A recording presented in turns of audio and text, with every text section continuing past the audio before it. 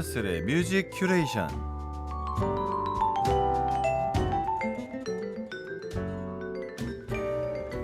요즘 볼만한 공연과 책, 또 들을만한 음악 이야기를 좋은 음악과 함께 큐레이션해 드립니다. 수요일에 문화시대와 함께하는 신예슬 뮤직 큐레이션, 신예슬 음악 비평가님 함께합니다. 어서 오세요. 안녕하세요.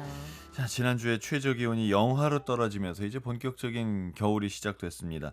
날이 추우면 네. 외출하기 좀 꺼려지잖아요. 그쵸, 그쵸. 근데 예매해둔 공연이 있을 때 공연을 보고 싶은 마음도 있는데 집에 가고 싶은 마음도 있고 그럴 때 있습니까? 나가기 전부터 벌써 집에 가고 싶은데 매일같이 이제 그 고민을 하는 나날이 이제 시작이 네, 되었죠. 그러니까요. 너무 추워서 가고 싶지 않습니다. 막. 정말 그렇게 돼요. 그러면 어떤 마음으로 극복하고 나서십니까? 마치 운동 갈 때랑 좀 비슷한데 막상 가면 너무 좋잖아요. 그래서 맞아요. 그것을 꼭 기억하면서 나가보려고도 하고 또 이 공연이 너무 좋았으면 어쩌지 하는 불안감을 저에게 막 심어주는 거죠. 막 누가 보고 왔는데 너무 좋았대라고 하는 리뷰하는 그런 상상을 하면서 놓칠 수 없어 이런 마음을 자꾸 저에게 입력시키면서 어떻게든 나가보려고 합니다. 설마 좋을까봐 하는 마음인가요? 네. 그냥 뭐 별로 기대 안 되면 그냥 지나칠 수 있지 하면은 진짜 안 갈 때도 있긴 한데 네. 너무 좋을 것 같으면은 그걸 경험을 못하는 게 너무 아깝고 막 벌써 아쉽고 막 그렇잖아요. 그래서 그런 마음을 와. 네. 그런 마음이 드는 아깝다라는 마음. 이거 정말 생각도 못 해본 것 같아요. 그러니까 음. 공연장 가기 위해서 돈이나 시간이나 뭐 또 체력도 투자해야 되는데 이게 예술인 같은 경우에는 직업이니까 그러니까 가야 되는 경우도 있겠지만 근데 공연 예술을 좀 진심으로 좋아해야 또 맞아요. 가기가 좀 쉽지 않을까 싶어요. 네. 공연장에서 어떤 즐거움을 느끼십니까? 일단은 내 눈으로 직접 목격했다는 즐거움 이게 정말 큰 것 같아요. 그래서 공연장 가서 뭐 그냥 음악을 집중해서 듣고 뭐 그냥 무대를 감상하고 막 이것도 있지만 아 공연 오기 너무 잘했다 싶을 때는 진짜 목격했다는 즐거움인 것 같아요. 마치 여행지, 목격. 네 여행지를 유튜브로 보거나 뭐 사진으로 봤을 때도 충분히 좋지만 내 눈으로 내가 직접 가서 이걸 경험했을 때 그 감동과 이제 풍경이 또 다르게 다가오잖아요. 그런 일들을 저도 공연장에서 그 생생한 느낌, 목격, 뭐 내가 증인이 되었다라는 그런 느낌을 받을 때 좋은 것 같습니다. 내 눈으로 목격했다. 생생한 어떤 증언. 이것도 괜찮은 말씀이시네요. 네. 자, 그러면 오늘은 어떤 공연 소식입니까? 이렇게 생생하게 전해주실 오늘의 공연 네. 뭡니까? 오늘의 공연은 그 마룻바닥에서 듣는 음악이라는 컨셉으로 계속 어떤 집과 같은 공간에서 공연을 선보여 오고 있는 더 하우스 콘서트의 12월 공연들 조금 여러 개 묶어서 소개해 드리려고 가져왔어요. 더 하우스 콘서트. 네, 네, 그렇습니다. 저기 건대 쪽에 있는 거기 말씀하시는 거죠? 여기가 사실 공간을 되게 여러 번 옮겨 다니면서 공연을 진행했어요. 네네. 2002년부터 시작됐는데 처음에는 서울의 그 연희동에 네. 있는 한 박창수라는 음악가의 자택에서 출발을 했고 그다음에 이제 도곡동의 뭐 율하우스라는 데서 이제 했던 때도 있고 지금은 요즘 대학로 인근에 있는 예술가의 집이라는 공간에서 또 공연을 계속 해오고 있어요.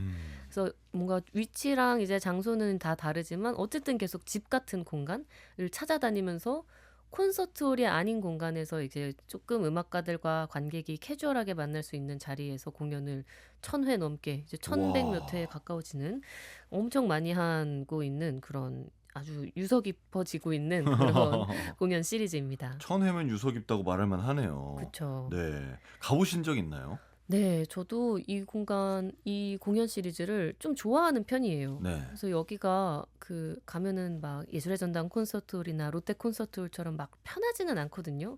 정말 집 같은 공간이다 보니까 그 공연장의 인프라랄까 막 그런 게 딱 잘 갖춰져 있는 공간은 아니에요. 그리고 이제 정말 마룻바닥에서 듣는다라는 컨셉을 정말 뚝심을 가지고 이어오고 계시는 그런 단체다 보니까 그냥 정말 바닥에 앉아서 방석 깔고 이제 앞에 앉아 있는 뭐 피아노 연주자의 독주회를 듣는다거나 아니면 뭐 앙상블 공연을 듣는다거나 하는 식으로 진짜 맨바닥에 앉아가지고 공연을 보거든요. 그래서 그 공연의 컨셉이 뭔가 묘하게 매력이 있고 조금 계속 찾게 되는 그래서 누구 집에 놀러 가는 듯한 마음으로 좀 찾아가게 되는 그런 공연이에요. 그래요. 누구 집에 놀러 가는 마음. 네. 참 국악도 그렇지만 그 연주자와 관객이 좀 서로의 어떤 숨결을 느낄 정도로 가까이 있을 때 음. 그때에 느껴지는 그 감동은 좀 다른 게 있어요. 그리고 저는 제가 연주를 해본 적 없지만 연주자들도 음. 다를 것 같아요. 정말 누군가 코앞에서 듣고 있을 때. 네. 이게 매력으로 작용하나요? 그쵸. 그래서 저도 엊그저께 이제 어떤 한 가야금 연주자의 이제 산조를 어떤 큰 공연장에서 들었어요. 막 네. 300석 넘는 데서 들었는데 너무 좋아서 연주자님 너무 잘 들었다. 멋지다." 이렇게 말을 하니까 "아 산조는 진짜 작은 사랑방에서 들어야 된다. 나중에 더 작은 공간에서 들을 기회가 있으면 꼭 찾아 들어보셔라." 했는데 어. 그런 것처럼 진짜 여기는 이제 주로 서양 음악 클래식 연주자분들이 일단은 많이 오시는데 그분들도 더 가까이서 듣는 거 들려주는 거를 훨씬 선호를 하시더라고요. 그래서 음. 그분들에게 또 이게 그냥 보편 여타 클래식 콘서트홀과는 다른 조금 특별하게 관객을 만날 수 있는 자리라고 딱 그런 인식이 있는 것 같았어요. 아. 그래서 여기서 공연하는 것을 되게 좋아하고 특별하고 각별한 기회로 생각하시는 그런 게 있더라고요. 아 뭐 좋긴 좋은데 좀 아쉽네요. 이게 아무한테나 이게 그렇게 가까이에서 공연을 볼 수 있는 기회가 뭐 흔한 건 아니지 않습니까?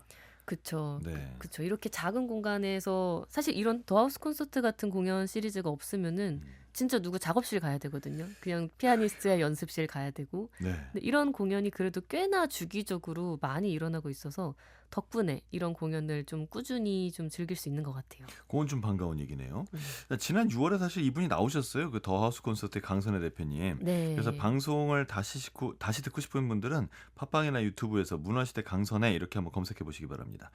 이 더 하우스 콘서트의 12월 공연은 뭐가 예정이 돼 있습니까? 네. 12월에 이제 연말이다 보니까 이제 연말에 그런 공연도 있지만 일단 이 묘하게 이제 12월 그 스케줄을 보다 보니까 이게 더하우스 콘서트에서 계속 견지해 온 어떤 여러 방향성들을 좀 압축적으로 보여주는 달인 것 같더라고요, 이번 달이. 네.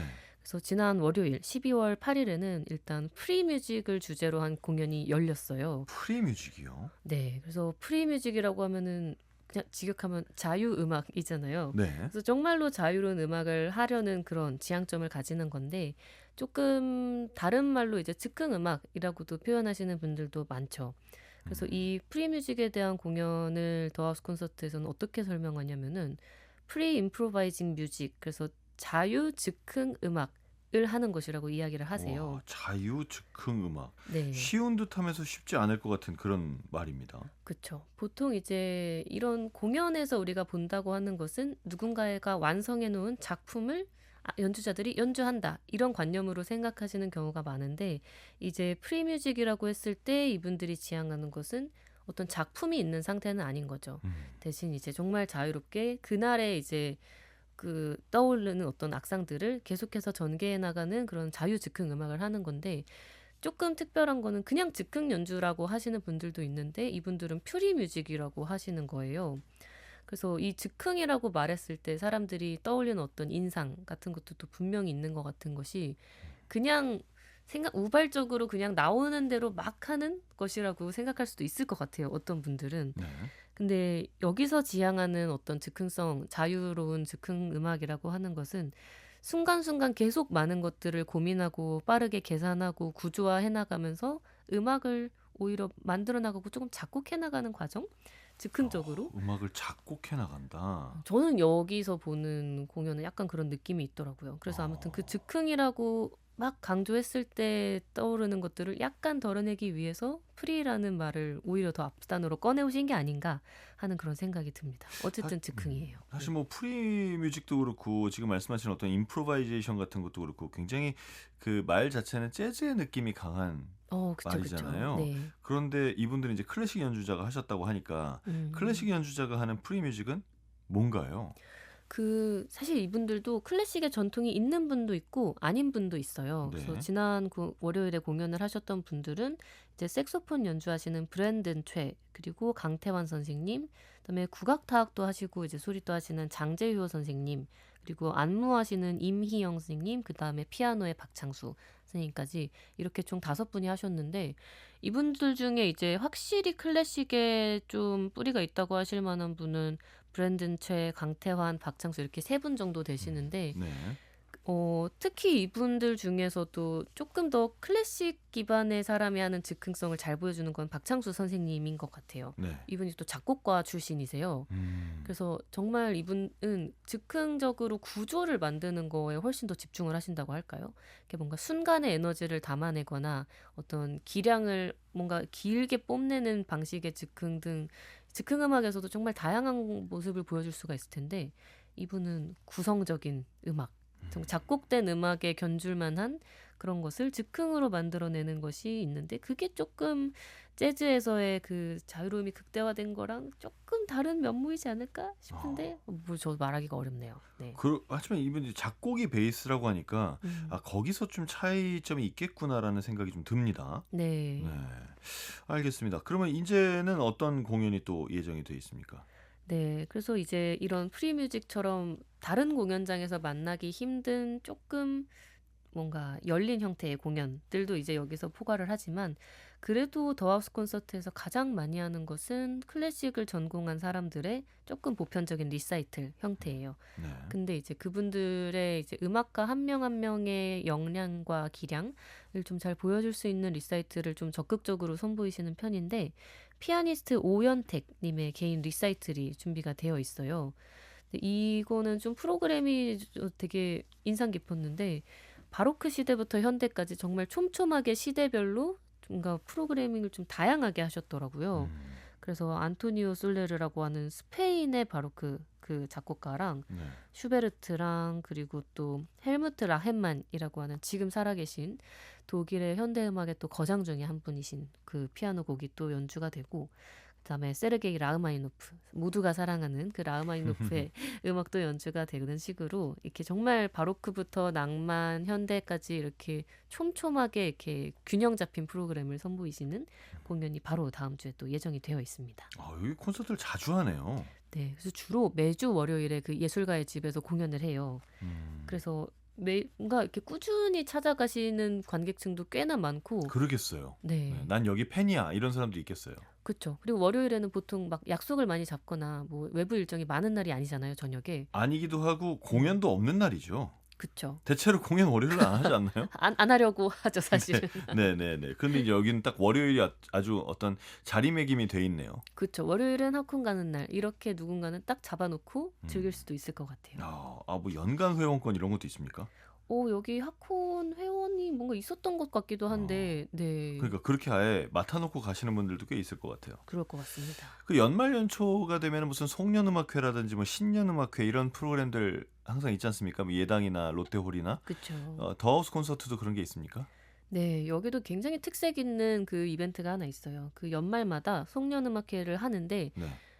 한 해의 마지막 공연으로 갈라 콘서트를 해요. 그래서 어허. 정말 여러 연주자들이 막 나와가지고 하는 그런 형태의 콘서트를 하는데 이 더하우스 콘서트의 갈라 콘서트의 특징이라고 하면은 모든 프로그램과 연주자가 당일 공개입니다. 그래서 무슨 곡을 들을지 누가 나올지 모른 채 일단 가게 되는 그런 공연인 거죠. 그래서 완전히 관객을 시험하는 공연이에요. 왜, 믿고 올 왜 수 그러는 있냐? 거죠? 왜 이걸 비밀로 하는 거죠? 뭐 섭외에 자신 없는 분들도 아닐 것 같은데. 그러니까 오히려 이게 또 자신감일 수도 있죠. 그래요? 네, 우리가 누굴 섭외하든 그냥 와주세요 이건가요? 오마카세 같은 거 아닐까요? 오마카세, 네, 이모카세. 뭐 그런 거죠. 그런 네, 느낌이군요. 네, 그렇게 말하니까 또 이해가 됩니다. 네. 믿고 네. 오면은 무엇이든 너는 좋은 음악을 듣게 될 것이다. 라는 무엇이든 좋은 음악을 들을 것이다. 네, 좋습니다. 그런 느낌으로 늘 갈라 콘서트를 하시는 것 같고 그래서 호응이 매번 되게 좋아요. 그래서 다들 뭔가 실망하신 적이 없는 것 같은 느낌이고 그럼 뭐 오늘 누가 나오냐고 여쭤봐도 모르시겠네요? 몰라요. 네. 궁금하다 진짜. 어떤 사람들이 주로 나왔었는데요? 그래서 일단은 그래도 감사하게도 네. 이 더하우스 콘서트가 모든 공연을 다 유튜브에 엔간하면 다 라이브로 실시간으로 올려요. 음흠. 그래서 저도 작년 공연 못 갔는데 작년 거 보니까 지금 뭔가 가장 지금 핫한 연주자들이 대거 출동을 합니다. 음. 그래서 지난 공연 때 총 10팀의 무대가 있었어요. 근데 이제 뭐 한 명 한 명 이름들을 기억하면 다 아실 것 같은 그런 분들인데 이제 뭐 얼마 전에 이제 문화시대 나오셨던 허대욱 피아니스트님, 네네네. 네, 허대웅님하고 이제 해금하시는 천지윤 선생님도 이날 공연에 한 곡지로 있었고, 뭐 하프랑 플루트의 듀오로 뭐 한여진, 황세희 듀오도 있었고, 요즘 또 이제 음반도 내고 정말 화려한 활동 보여주고 있는 아레테 콰르텟이라고 있습니다. 그 네. 금호아트홀의 상주 음악가이기도 한데 이분들도 중간에 한 곡지를 담당했고, 또 박재용 피아니스트랑 정지원 피아니스트가 후엔즈 무대도 하고, 임주희 피아니스트도 오고, 서희철 가단, 그 소리하시는 서희철 선생님, 남성훈, 오은수, 강규님 이렇게 국악 무대도 이렇게 한 딱 중요하게 있었고, 그 다음에 이제 소프라노 임선혜 선생님도 나왔고, 또 너무 제가 이렇게 사람 이름을 막 계속 네임 드라핑을 하고 있는데, 네네. 네. 그런 게 필요한 얘기예요. 네, 그리고 이제 또 바이올린의 김서연 바이올리니스트, 요즘 너무 이제 많은 주목을 받고 있는 젊은 바이올리니스트인데 그분과 비올리스트 이혜수, 첼리스트 한재민, 그리고 지금 피아니스트 중에 가장 또 떠오르고 있는 김도현 피아니스트까지 이런 쟁쟁한 분들이 이제 각 코너에서 깜짝 등장을 하면서 계속 또 의외의 곡들을 막 선보였던 거예요. 정말 깜짝 등장의 느낌이었겠어요. 왜냐면 누가 나온지 몰랐으니까. 모르죠. 그래서 당일에 가서도 이 무대 끝나고 다음에 누가 나올지 알 아. 수가 없는 당일에 가서도 모릅니까? 그렇지 않을까요? 네. 그래서 근데 이렇게까지 많은 사람이 한 공연에 모일 수가 사실은 없거든요. 그래서 그러네요. 이것을 어레인지하는 것부터 막 이렇게 공연을 실제로 진행하는 것까지 참 그 정말 감탄하지 않을 수 없는 그런 공연이기도 합니다. 근데 멤버 보니까 좀 쟁쟁하기도 하지만 사람이 많거든요. 이거 공연 네. 시간이 되게 길겠는데요. 꽤 길 것 같아요. 그죠? 네. 네. 거의 2시간 꼬박 채울 것 2시간 같은데. 넘어갈 것 같은 생각이 좀 듭니다. 네. 네. 올해는 뭐 예상하는 사람 있습니까? 올해요. 근데 일단 작년에 나오셨던 분들은 아닐 것 같고, 어쨌든 뭔가 딱 봤을 때 사람들이 우와 할 만한 어떤 슈퍼스타 분들도 계실 것 같아요. 그리고 예를 들면. 예를 들면 그러니까 그냥 어차피 예측이니까. 어차피 확정 예측만- 아니고 예측이니까. 예컨대 뭐 임윤찬 뭐 이렇게 아, 나와 진짜? 버리는 거죠. 모르죠. 그래요? 그럴 수도 있는 거예요? 그럴 수도 있죠. 언젠가 이 갈라 콘서트에서는 아니었는데 네. 임윤찬 피아니스트가 자기 이름을 공개하지 않고 자기랑 어떤 다른 피아니스트 둘이서 이제 피아노 듀오 공연을 하고 싶다. 근데 끝까지 이름을 밝히지 않았으면 좋겠다 해가지고 그렇게 익명 속에서 이제 공연을 했던 적이 있대요. 그래서 프로필 사진 들어가는 자리에도 칼 세이건의 가장 푸른 그 지구 사진을 네. 올려놓고 정말. 우리는 우주에서 온 어떤 음악가들이다 하면서 공연을 했다고 하더라고요. 우주에서 온 음악가. 네. 참 독특한 분이에요. 네. 그래서 이런 식의 비공개 공연도 임윤찬이 한 적이 있었다고 했는데 네. 뭐 상상은 자유니까요. 네, 임윤찬이 갈라 콘서트에 뭐, 깜짝 등장. 오면 좋겠다인 네, 거죠. 오면 좋죠. 네. 네. 근데 저는 이제 이런 공연이나 음. 행사나 이런 걸 많이 하는 사람이니까 네. 당장 이렇게 많은 사람들이 더 하우스 콘서트에 온다 그러니까 저는 무슨 걱정이 제일 많이 드냐면 네. 대기실 겹치겠는데? 너무 현실적이에요. 그럼요. 왜냐면 맞네. 집이 무슨 100평도 아니고 거기 방이 몇 개가 있겠어요. 그리고 거기 다른 사람들이 있으면 쓸 수 있는 방이 진짜 아무리 많아봐야 2개일 텐데. 맞네요. 맞네. 네. 그러게요. 짐은 어디다 놔요? 그 겨울이라 막 패딩 잔뜩 있을 텐데 어디다 놔요? 저는 이런 현실적인 걱정들이 먼저 들고 있습니다. 자, 음악 듣고 와서 계속 얘기하시죠. 어떤 곡 들어볼까요? 네, 그 올해의 갈라 콘서트 곡은 알 수 없으니 작년의 갈라 콘서트 곡 중에서 피날레 중에 피날레였었던 곡이 있어요. 그 피아노 콰르텟 곡인데 이제 가브리엘 포레라고 하는 프랑스 작곡가의 이제 피아노 사중주 1번의 이제 사악장이 그 작년의 마지막 곡이었었거든요. 그래서 이 곡 한번 같이 들어보면 어떨까 싶어서 가져왔습니다. 그러시죠. 폴의 피아노 쿼텟 1번 사악장 알레그로 몰도, 아르투르 루빈스타인의 피아노 연주, 그리고 과르네리 사중주단이 함께 연주합니다. 자, 오늘 수요일 코너 신예슬의 뮤직 큐레이션 함께 하고 있습니다. 자, 더하우스 콘서트의 12월 공연 소개해 주셨고 우리 연말 송년 공연에 또 어떤 분들이 나와서 뉴스가 될지 기대를 해보겠습니다. 자, 그리고 이번엔 책 소식 어떤 책인가요? 네, 너무 아름다운 신간이 나왔습니다. 이제 국내에서 예전에 좀 나왔다가 절판이 됐었던 존 케이지라고 하는 20세기의 정말 특별한 음악가의 책이 있어요. 네. 예전에는 사일런스라는 제목으로 나왔던 책이 올해 다시 침묵이라는 제목으로 재출간되어가지고 포도밭 출판사에서 다시 나온 책이었어요. 침묵이요. 네, 문화시대에서도 사실 여러 번 언급을 했던 책입니다. 네. 그래도 처음 듣는 분들 계실 테니까 소개를 좀 해주신다면요. 네, 이 존 케이지라는 작곡가가 보통 사람들이 뭐 침묵의 작곡가다라고도 이제 별칭으로 많이 부르기도 하는데 네네. 이 침묵이라고 하는 것이 사실 음악이라고 하는 것과 너무 상반된 개념이기도 하잖아요. 음악은 계속해서 소리 그럼요. 내는 것이니까요. 네.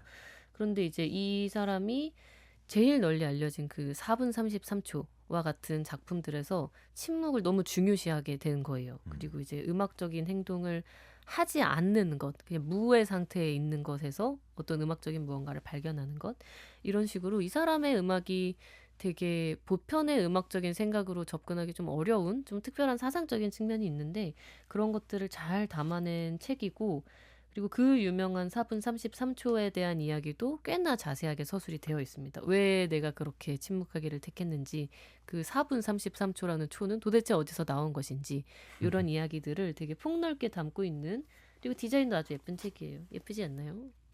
그러네요. 네, 진짜 침묵하는 것 같은. 한글을 잘 분해해서 만들었네요. 그렇죠. 이렇게 네. 까맣고 멋집니다. 4분 33초라는 그 시간 숫자에도 의미가 있는 겁니까? 그게 사람들이 생각하는 어떤 네. 썰이 있거든요. 그래서 네. 썰부터 말씀드리면은 네. 네, 4분 33초를 초로 변환을 하면은 다 더하면 273초예요. 네. 근데 273이라는 숫자에 사람들이 무슨 의미가 있지 않을까라고 생각을 하면서 막 찾아봤대요. 네. 근데 마이너스 273도가 되면은 절대 영도라는 그 이제 더 이상 모든 생명 활동이 불가능해지는 그런 온도가 된대요. 맞아요. 켈빈 온도라고 부르죠. 네, 그래서 그 온도를 이제 이 존 케이지가 의식을 해서 어떤 하지 않는 상태, 어떤 침묵 이런 상태를 시간으로 이렇게 막 바꾸려는 과정에서 이렇게 4분 33초가 된 것이 아니냐, 모든 움직임이 멈추는 때를 상상하며 라는 게 일단 떠도는 썰 중에 이거 하나고요. 추측인 거죠? 추측입니다. 본인 얘기가 아니고. 네, 본인 네. 얘기가 아니고요. 그리고 이제 이 책에서 소개가 되는 4분 33초가 나온 경위는 그 다름 아닌 주역입니다. 이제 주역이요? 네, 그래서 존 케이지가 이제 아는 동료 중에 하나가 그의 아버지가 출판사를 운영을 했대요. 네. 근데 그 당시로 처음으로 그 주역의 영역본을 그 출판사, 아는 친구 아버지 출판사에서 냈나 봐요. 오. 그래서 그 책을 영역본으로 선물을 받고 나서 이 주역의 그 아이디어에 너무너무 심취를 한 거예요. 그래서 한동안은 그 자기 생활의 모든 것을 그 주역으로 이렇게 점을 쳐가지고 하는 식으로 결정을 했을 정도로 야. 주역에 깊게 심취해 있었는데 여기에 나오기로는 그 4분 33초도 그렇게 주역의 방법론을 이용해서 정말 임의의 숫자를 그냥 점을 쳐서 나온 뭐 그런 것을 쓴 것이라고는 하더라고요. 점을 쳐서 나온 숫자다. 저는 무슨 어떤 논리의 개념이 있는 건가 했더니 그런 건 아니었군요. 네, 그런 건 아니었고, 그래서 이 4분 33초의 얘기도 전 차라리 그냥 그 절대 영도였으면 했어요. 그게 썰이 아니라 그게 낫습니까? 그게 그럼 납득이 되잖아요. 근데 이제 그냥 이렇게 주역의 영감을 받아서 그렇게 한 것이라고 하니 정말로 이건 우발적인 어떤 한 소리였구나 이런 생각을 하게 되며, 이 당시 초연에서 정말 사람들이 얼마나 그 뜬금없다고 생각했을까, 얼마나 놀랐을까, 이런 것들을 저도 새삼 다시 한번 느껴보게 됐습니다. 여기 아무 의미가 없다니 이런 생각을 하면서요. 근데 그 다음날 이 클래식 관련 언론 쪽에서 난리가 났을 것 같긴 해요. 그러게요. 뭐 하는 짓이냐부터. 넌 도대체 뭐니가 될 거 아닙니까? 그러니까요. 네. 그리고 모든 음악을 어떤 음악 선율로 하는 게 아니라 시간으로 본 거잖아요. 그쵸. 그것도 굉장히 논란 지점이기도 하고 네. 그렇습니다. 이번에 그래서 재출간한 이 책 침묵 보니까 표지가 예쁜데 저는 예슬님이 좋아하는 책의 표지 스타일 좀 알 것 같기도 해요. 약간 좀 시커멓거나 회색인데 좀 거무죽죽하거나 이런 쪽을 좀 선호하시는 것 같긴 합니다. 옷도 늘 그렇게 입으시고. 자, 그러면 이 침묵이라는 책은 어떤 책입니까? 네, 이 케이지가 청년기부터 장년기까지 쓴 글 중에 자기 스스로 좀 중요하다고 생각했던 어떤 글들이 있어요. 그게 어디 대학에서 한 강연이기도 하고 어떤 발표회에서 약간 키노트 스피커가 되어서 막 짧게 강연한 이야기이기도 하고 혼자 쓴 에세이이기도 하고 약간 재미난 실험적인 글쓰기의 결과로 나온 글도 있는데, 아무튼 총 23편의 글들이 있고요. 1937년부터 1961년까지 쓴 정말 인생에서 가장 활발히 활동하던 시기에 써내려간 글들이 여기에 다 모여 있어요. 그래서 젊은 시절에 좀 패기 어린 선언문 같은 글부터 조금 이렇게 숙고해 나가면서 이제 자기의 음악의 방법론이랄까? 이런 것들을 좀 고민해 나가면서 천천히 쓴 것 같은 글까지 되게 다양한 형식과 어조의 글들이 여기에 막 다 섞여 있습니다. 시간대가 굉장히 길어요. 37년부터 61년, 거의 20년이 넘는 세월인데 당연히 생각이 엄청 변했을 거 아닙니까? 사람의 생각이 그쵸. 20년이면. 네. 좀 다양한 관점을 볼 수 있겠다는 생각도 듭니다. 네, 어떻게 보면 맞아요. 좀 통일성이 없을 것 같기도 해요. 없어요. 그죠? 네. 그리고 이 책이 예전에 나온 책도 그렇고 이 지금 나온 포도밭 출판사의 책도 그런데 네. 가로로 되게 넓거든요. 음. 그래서 저는 이게 그냥 컨셉인가 싶었는데 이게 이런 식으로 안에 2단 구성이 되어 있는 부분도 있고 이렇게 여백을 반드시 써야만 하는 부분도 있고 뭐 중간에 4단 구성도 있고 이런 식으로 야, 책의 쓰임 자체를 아예 여러 가지 각도로 만들었군요. 네, 그래서 이제 진짜 어조의 통일성도 없지만 이 편집 방식의 통일성도 없어요. 근데 이게 출판사의 선택이 아니라 원래 이렇게 쓴 것이더라고요. 이런 식으로 쓴다거나요. 네, 그래서 그래서 글마다 약간씩 계속 다른 관점으로 저도 따라가면서 읽어야 되는 그런 책입니다. 재밌습니다. 읽는 재미가 있어요.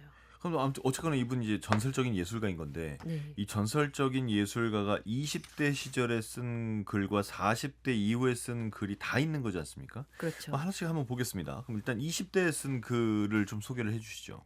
20대 때 쓴 글은 제목부터 이제 강렬합니다. 음악의 미래.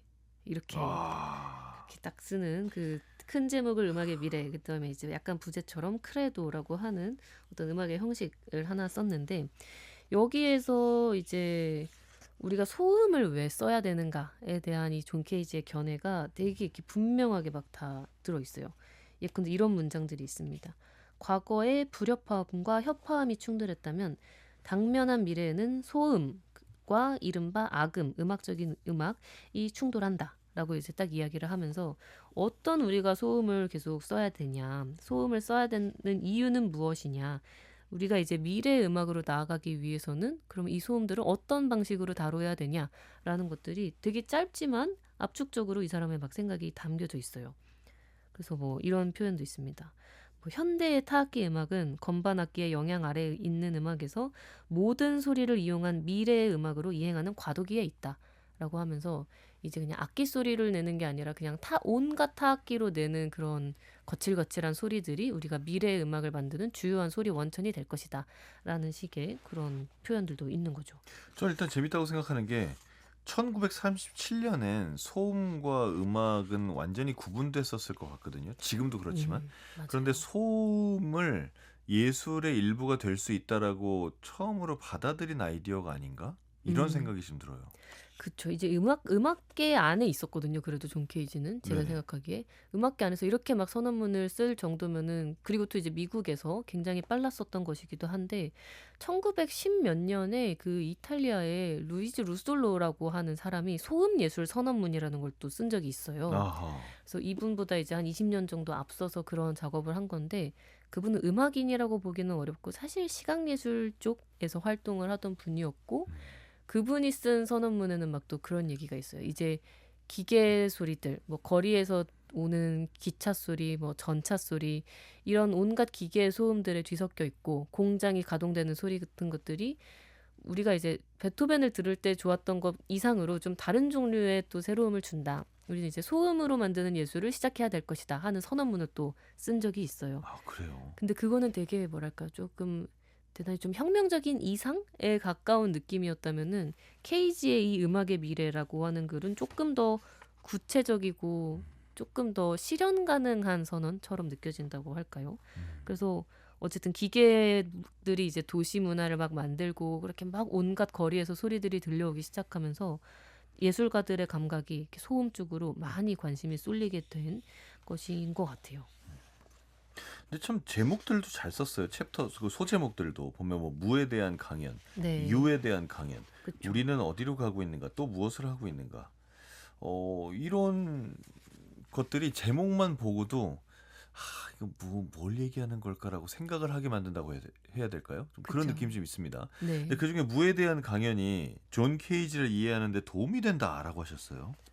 꽤 돼요. 그래서 이제 존 케이지의 음악을 들을 때 사실 초기작 같은 것들은 방금 제가 말씀드린 것처럼 네. 소음들처럼 들리는 소리, 뭐 타악기 소리, 뭐 약간 깡통 소리 같은 것을 쓰기도 하고 좀 고장난 악기 소리 같은 그런 느낌도 드는데 이제 존 케이지의 가장 중요하고 핵심적인 음악들을 들을 때는 이걸 내가 듣는 게 맞나? 뭐가 들려오는 게 맞나? 하는 그런 의심을 좀 하게 만들어요. 근데 이제 이 그런 내가 뭘 듣고 있는 거지? 뭐가 여기에 있지? 라는 질문에 대해서 이제 무에 관한 강연을 좀 읽다 보면은 약간 이해가 될 듯 말 듯 합니다. 그래서 무에 관한 강연의 첫 문장이 너무 재밌는데 나는 여기 있지만 할 말은 없다. 이게 첫 문장입니다. 네. 음. 그리고 나서 여러분 중 누구든 어딘가에 도달하고 싶으면 언제든 떠나도 좋다. 하고 엄청 그 마침표 사이와 이제 그 다음 문장 사이에 또 간격이 엄청 길고 또 우리가 필요로 하는 것은 침묵이다.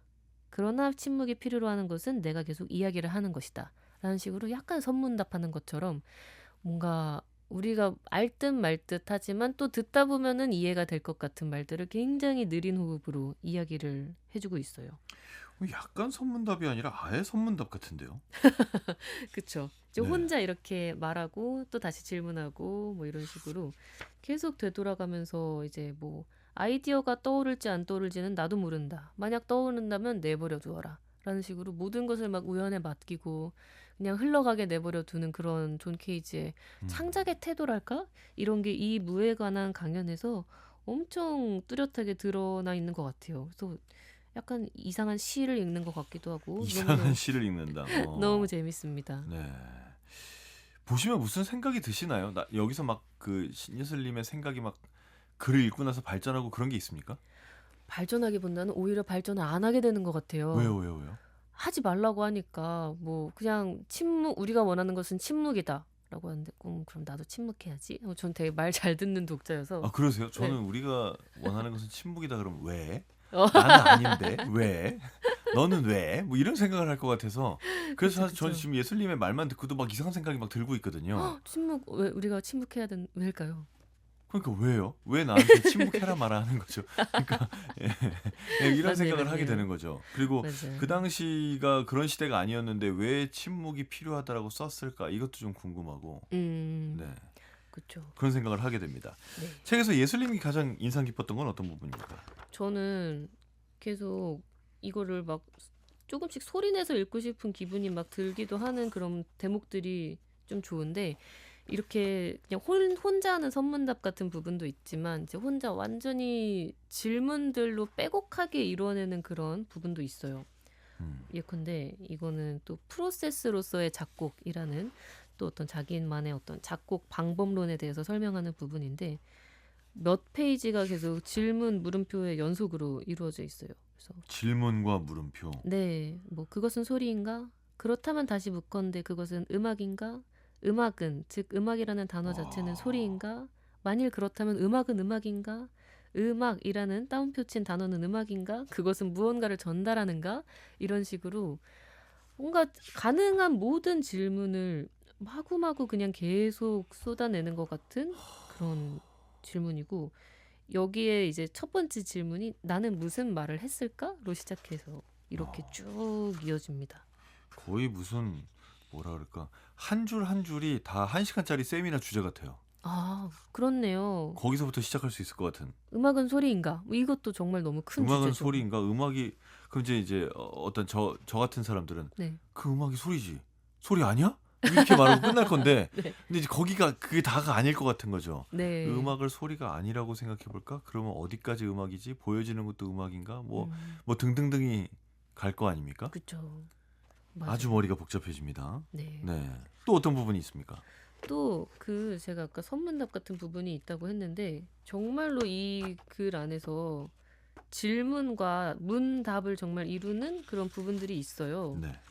그래서 이것들을 보다 보면은 조금 흥미로웠던 것이 그 가끔 제가 굿 공연을 보러 가면은 거기서 이제 문답하는 부분들이 있더라고요. 굿이요. 네, 네. 굿에서 뭐, 아, 예, 그렇다면 우리가 여기서 뭐 무엇을 해야 되겠습니다. 하면, 무엇을 되겠습니까? 하면은 옆에서, 예, 우리가 지금 이런 자리에 있으니 이런 굿을 해야 뭐 될 거라고 생각합니다. 하는 식으로 정말 두 사람이 문답을 주고받는 음. 그런 구분들을 봤었는데 이 서양인 존 케이지의 글에서도 그런 게 막 있는 거예요. 뭐 질문이 스승님께서는 작곡을 할 때 실제 연주가 불가능한 음기리를 사용하시는 것 같습니다. 하면은 답. 작곡과 연주와 감상은 모두 별개의 영역이니라. 이 셋이 서로 무슨 관련이 있단 말이냐? 이런 식의 정말 누군가의 문답을 옮겨 적은 것처럼 스승과 제자의 대화인 것처럼 이렇게 막 구성이 되어 있어요. 그게 관련이 없어도 문제일 것 같은데. 네. 그래서 이제 그 존 케이지가 그 선 사상이랑 이제 불교 그리고 이제 주역 이런 동양 사상들에 되게 전반적으로 많이 심취해 있었다고 해요. 네네. 그래서 혹시 그런 거에 영향으로 이런 식의 대화 구조 같은 것도 이 책에 드러나 있던 것이 아닐까 하는 생각도 들고요.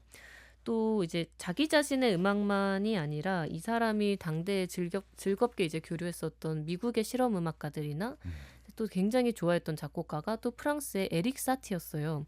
그래서 네. 에릭 사티의 음악의 어떤 특별함에 대한 자기의 견해, 이런 약간 비평가적 시선이랄까?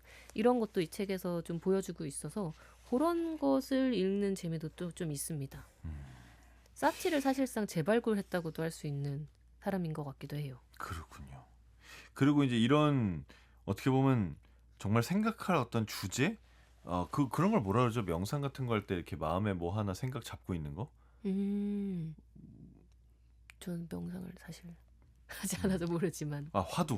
네. 아, 화두. 네. 네. 그럼 생각에 화두를 던져주는 것 같은 그런 책인데 이 책의 마지막 장은 또 음악 애호가들을 위한 현장 안내서예요. 아, 맞아요. 갑자기 아주 현실적이고 편안한 글로 돌아옵니다.